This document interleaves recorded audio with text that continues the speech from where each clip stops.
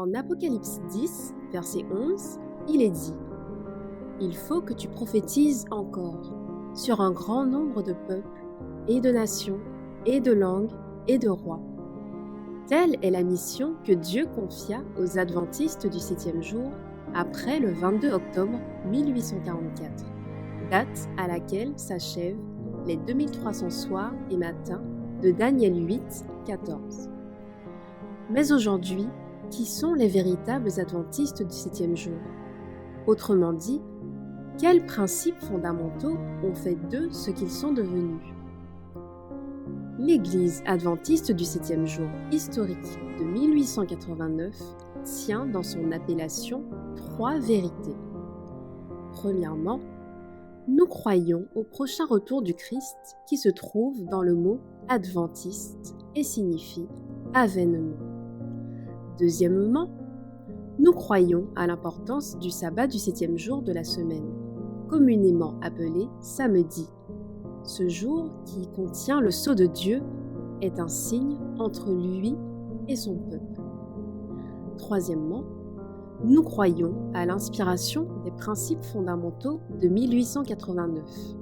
En effet, le 4 décembre 1905, la messagère du Seigneur déclara: En 1844, après que le temps fut passé, les grandes et merveilleuses vérités reçues furent confirmées pour nous. Les dernières 50 années n'ont pas obscurci un seul détail ou principe de la foi reçue alors. Les âmes languissantes doivent être confirmées et revivifiées selon la parole du Christ. Pas un mot n'est changé ou renié. Ce que le Saint-Esprit témoignait être la vérité après que le temps fut passé, dans notre grande déception, est le solide fondement de la vérité. Les piliers de la vérité furent révélés. Nous avons accepté les principes de base qui ont fait de nous ce que nous sommes, des adventistes du 7e jour qui gardent les commandements de Dieu et ont la foi de Jésus.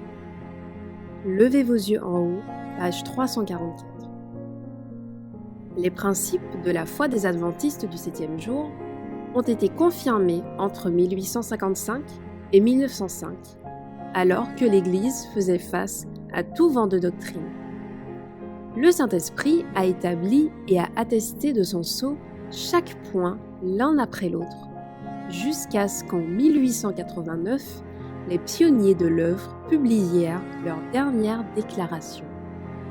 Ces principes fondamentaux constituent donc l'ADN permettant aux adventistes du 7e jour de remplir la mission que Dieu leur confia en Apocalypse 10, verset 11, et ceux-ci ne peuvent être remis en question.